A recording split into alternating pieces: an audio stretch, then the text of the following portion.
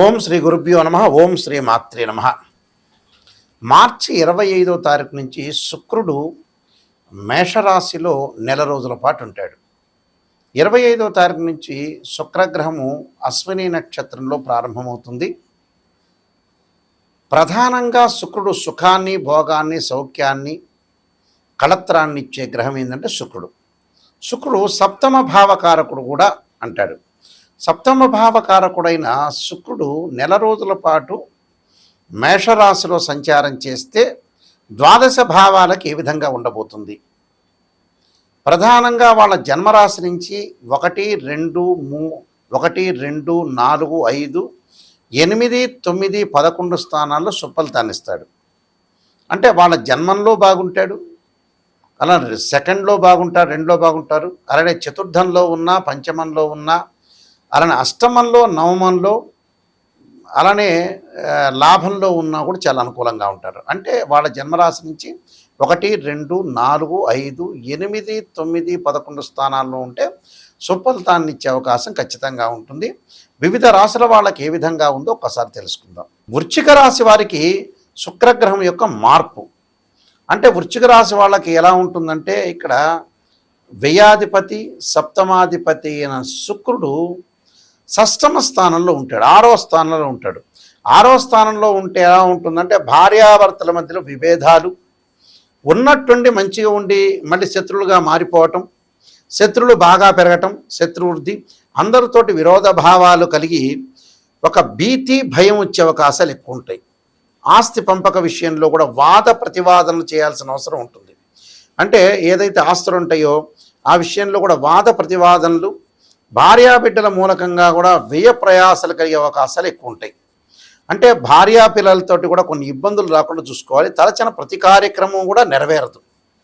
అంటే ప్రతి కార్యక్రమం కూడా నెరవేరకుండా కొంత పోస్ట్ పోన్ జరిగే అవకాశాలు ఎక్కువగా ఉంటాయి. పెంపుడు జంతువుల విషయంలో కూడా కొన్ని ఇబ్బందులు కలిగే అవకాశాలు ఎక్కువ ఉంటాయి. మనసుకు ఆందోళన, కడుపు నొప్పి వల్ల కొన్ని బాధలు కలగటం, ఆరోగ్యపరంగా కూడా కొంత ఆందోళన కలిగే అవకాశాలు ఎక్కువ ఉంటాయి. అంటే ఆరోగ్యపరంగా జాగ్రత్తగా చూసుకోండి, కళత్ర పరంగా కూడా చాలా జాగ్రత్తగా చూసుకోండి. ఎక్కడ కూడా వివాదాలు లేకుండా, ఆర్గ్యుమెంట్స్ లేకుండా చూసుకొని ముందుకు వెళ్ళండి. అప్పుడు హ్యాపీగా ఉంటారు. విదేశాలకు వెళ్ళటం కూడా కొంత ఆలస్యం జరిగే అవకాశాలు ఎక్కువ ఉంటాయి. నేను కొన్ని పరిహారాలు చెప్పబోతున్నా, ఆ పరిహారాలు మీరు పాటించండి, మీకు మంచి జరిగే అవకాశాలు ఖచ్చితంగా ఉంటాయి. ఇవన్నీ కూడా గోచారరీత్యా చెప్పబడే ఫలితాలు అంటారు. అంటే this is the transit system అంటారు. బర్త్ చార్ట్కిను ట్రాన్సిట్ సిస్టానికి చాలా డిఫరెన్స్, లాట్ ఆఫ్ డిఫరెన్స్ ఉంటుంది. వీనస్ ప్లానెట్ శుక్రుడు 7th హౌస్కి లార్డ్ అంటారు. అంటే 7వ భావానికి లార్డ్, అంటే కళత్రకారకుడు. అంటే సుఖము, ఒక లగ్జరీ, వివాహము, శుభ కార్యక్రమాలు, లాభాలు కారణభూతమయ్యే గ్రహం ఏంటంటే శుక్రగ్రహం, వీనస్ ప్లానెట్ అంటారు. అంటే ప్రతి వాళ్ళ లైఫ్లో వివాహం అనేది చాలా ప్రాధాన్యత కలిగిన ముఖ్యమైన ఘట్టం అని చెప్పుకోవచ్చు. ఆ ప్రాధాన్యత కలిగిన ఘట్టము సప్తమ భావకారకుడైన శుక్రుడు చాలా ఇంపార్టెంట్ ఇక్కడ. అంటే వివాహం అనేది చాలా ఇంపార్టెంట్ కాబట్టి సంతానం సంపదప్రదం అన్నారు. సంతానం కలగాలి అంటే ఏంటంటే వివాహం కావాలి. మనం డబ్బు సంపాదించామంటే ఆ డబ్బుకు విలువ ఎవరంటే సంతానమనే అర్థం. అంటే సంతానం అనుభవిస్తేనే మనం చేసే ప్రతి రూపాయికి కూడా, సంపాదించే ప్రతి డబ్బు కూడా వాల్యూ ఉంటుందని అర్థం. శుక్రుడు సహజంగా కళత్రకారకుడు, వివాహకారకుడు అంటారు. ఈ శుక్రగ్రహం అనేది ఇవన్నీ కూడా గోచారరీత్యా చెప్పబడే ఫలితాలు. గోచారం అంటే ఏంటంటే, ఒక చెట్టు దగ్గర కొమ్మలకు ఆకులు ఉంటాయి.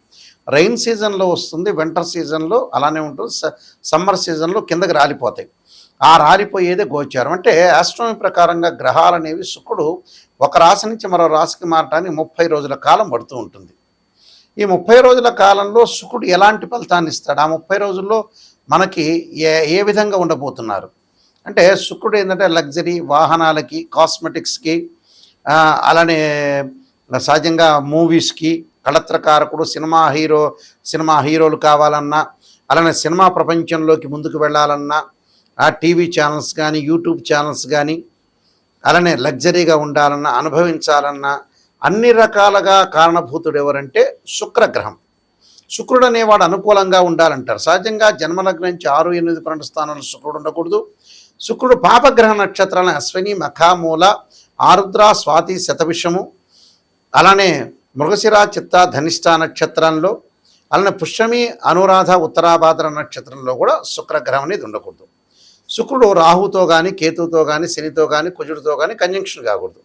కంజంక్షన్ అయితే ఏముంటుందంటే difference of opinions wife and husband మధ్యలో రావటం ఒకటి, డిస్ప్యూట్స్ కావటం ఒకటి, డివర్స్ జరిగే అవకాశాలు ఉండటం, ఇలాంటి ఇన్సిడెంట్స్ వచ్చే అవకాశాలు ఎక్కువ ఉంటాయి. అంటే శుక్రుడు చాలా ఇంపార్టెంట్ గ్రహం అని అర్థం.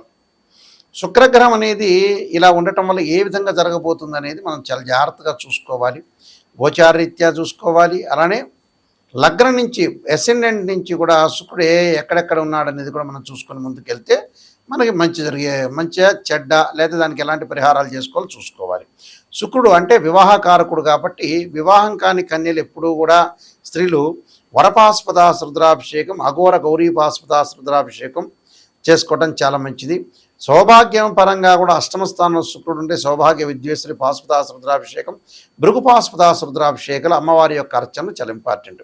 అబ్బాయిలకు ఖచ్చితంగా కన్యా పాస్పదాస రుద్రాభిషేకం, భృగు పాస్పదాస రుద్రాభిషేకం చేసుకోవాలి వివాహం కాని వాళ్ళు. అలానే సుఖము సంపద కలక్కపోతే కూడా శుక్రుడి యొక్క ఆరాధన, శుక్ర జపము, శుక్ర హోమం, శుక్రుడికి సంబంధించిన ధాన్యం, బొబ్బర్లు, దానం చేయటం కూడా చాలా ఇంపార్టెంట్ ఇక్కడ. అంటే ఈ పరిహారాలు ఖచ్చితంగా చేసుకుంటేనే వివాహం అవుతుంది, సుఖాన్ని అనుభవించగలుగుతారు. అన్నీ కూడా అనుకూలంగా ఉండే అవకాశాలు ఖచ్చితంగా ఉంటాయి కాబట్టి శుక్రుడి యొక్క ఆరాధన చాలా ఇంపార్టెంట్. అలానే మా వెబ్సైట్ ఎవరైనా సరే చూడొచ్చు. ఆ వెబ్సైటు www.nayakanti.com, nayakanti.in. ఎవరైనా సరే నిజాన్ని తెలుసుకునే వాళ్ళు మాత్రం నాయకంటి గారికి, మల్లికార్జున గారికి నాకు ఫోన్ చేయండి. ఎందుకంటే అబద్ధం ముసుగులో ఉండి అసత్య విషయంలో ఉండకూడదు. ఎప్పుడు కూడా మనం మోసం చేసుకున్న వాళ్ళం ఎక్కువ మంది అవుతాం. మనం ఎప్పుడు కూడా జాతకాన్ని చెప్పించుకునేటప్పుడు నెగిటివ్ అంటే మైనస్ పాజిటివ్ రెండూ ఉంటాయి. అంటే మైనస్ ఉంటుంది, పాజిటివ్ ఉంటుంది, నెగిటివ్ కూడా చాలా ఇంపార్టెంట్. నెగిటివ్ని ఎప్పుడైతే మనం ఓవర్కమ్ చేస్తామో లైఫ్ 100% ప్యూరిటీ అని అర్థం.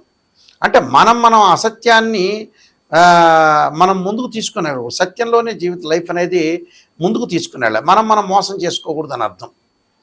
అలానే నేను నెంబర్ ఆఫ్ ఆస్ట్రాలజీ బుక్స్ రాశాను, చాలా సీనియర్ ఆస్ట్రాలజర్ నేను యాక్చువల్గా. ఎందుకంటే నేను కాలసర్పయోగము 1997లో రాశాను, కాలసర్పయోగ చంద్రిక, రాహుకేతులు, ఛాయాగ్రహాలు, పుత్రగణపతి వ్రతము, స్వప్నశాస్త్ర ఫలదీపిక, జాతక చంద్రిక, వివాహ మార్తాండము, సర్వదేవతా గోత్రులు పార్ట్ 1, పార్ట్ 2, ఇలాంటి నెంబర్ ఆఫ్ అంటే బృహత్పరిహార సింధు, నవగ్రహ స్తోత్రాలకి పారాయణాలు, దశమహావిద్యలకి, ఇలాంటి ప్రొడక్షన్ ఆఫ్ ఆస్ట్రాలజీ, ఇలా నెంబర్ ఆఫ్ బుక్స్ రాశాను. మీరు అవన్నీ కూడా తెలుసుకోవచ్చు. ప్రత్యేకంగా నా వెబ్సైట్ని సెర్చ్ చేయొచ్చు. ప్రతి విషయాన్ని కూడా మీరు గ్రహించండి. నా దగ్గరికి ఫోన్ చేసేవాళ్ళు నిజమైన వ్యక్తులు మాత్రమే నాకు ఫోన్ చేయాలి. నిజంగా నేను బాగుపడాలి, నాయకంటే మల్లికార్జున శర్మ గారి ద్వారా నేను సేవ్ కావాలి, 100% నాకు మంచి జరగాలి అనే వ్యక్తులు మాత్రమే ఫోన్ చేయండి. నేను కొన్ని పరిహారాలు కూడా మీకు చెప్తాను. ఎందుకంటే జాతకాన్ని ఎప్పుడూ కూడా ఏదో పైపైన పేర్ల మీద చూడటం కాదు. డివిజనబుల్ చార్ట్స్ అని 16 ఉంటాయి. రాశిచక్రమని, నవాంశచక్రమని, సప్తమాంశమని, దశమాంశని, హోరా, ద్రేక్కాణము, అలా త్రింశాంశం, షోడశాంశం, ఇలాంటి 16 లగ్న కుండల్ని అనాలిసిస్ చేయాలి. అనాలిసిస్ చెయ్యంది ఏ జాతకాన్ని మ్యాథమెటికల్ క్యాలిక్యులేషన్ చేయకపోతే ఏ జాతకము తెలియదు. అంటే జన్మలగ్నం నుంచి తనుభావము, ద్వితీయ భావము, ధనభావము, సోదర భావము, సుఖభావం, మాతృభావం అంటారు, సంతాన భావము, రోగ శత్రు సంబంధించిన భావాలు, కళత్ర భావము, ఆయుర్భావం, అలానే మీకు భాగ్యభావము అంటే భాగ్యస్థానం అంటారు. అదే వృత్తిపరంగా ఉండే దశమభావం, లాభభావం, వ్యయస్థానము అంటే లవ్ అట్రాక్షన్ సంబంధించింది. ఇలాంటివన్నీ కూడా 12th హౌస్ని మనం కూడా అనాలిసిస్ చేయాలి. ఆ 12th హౌస్లో ఏ గ్రహాలు ఉన్నాయి, దాని యొక్క భావాధిపతులు ఎవరు, దాని యొక్క రాస్యాధిపతులు ఎవరు, దాని యొక్క దృష్టి ఏంటి అనేది మనం చూసుకొని ముందుకెళ్తే మనం లైఫ్ను లీడ్ చేయగలుగుతాం. తప్పకుండా స్క్రీన్ మీద స్క్రోలింగ్ అవుతున్న నెంబరు ఉంది, ఆ నెంబరు మీ ఫోన్ చేయండి. ఫోన్ చేస్తే మీకు అంతా కూడా వివరంగా నేను చెప్తాను. మీరు ప్రతి విషయాన్ని కూడా కూలంకషంగా తెలుసుకోవాలి. ఎవరైనా సరే మా దగ్గర ఈ జాతకం చెప్పించుకునే వాళ్ళు ఆన్ ద రికార్డ్ చేసుకోండి నేను చెప్పిన విషయాన్ని. ఎందుకంటే రికార్డ్ చేసుకున్నారనుకోండి మళ్ళీ మీరు వినే అవకాశాలు ఖచ్చితంగా ఉంటాయి. మేము కొన్ని పేపర్లు అనేవి PDF ఇస్తాము. ఆ PDF అనేది మీకు వాట్సాప్లో పంపిస్తాము. నేను చెప్పేటప్పుడు జాతకాన్ని మీరు ఖచ్చితంగా సేవ్ చేసుకోండి. వాయిస్ రికార్డింగ్ పెట్టుకోండి. వాయిస్ రికార్డింగ్ పెట్టుకుంటే మళ్ళీ మీరు రిపీట్ అనే అవకాశం ఖచ్చితంగా ఉంటుంది. కాబట్టి ఇవన్నీ కూడా కూలంకషంగా ఆలోచన చేసి జాగ్రత్తగా జాతకాన్ని చెప్పించుకోండి. మీకు మంచి జరిగే అవకాశం ఖచ్చితంగా ఉంటుంది. మీరందరికీ కూడా మంచి జరగాలని ఆశిస్తూ, శ్రీ పరమేశ్వరుడి యొక్క కరుణాకటాక్షం ఉండాలని ఆశిస్తూ, సర్వే జనా సుఖినో భవంతు.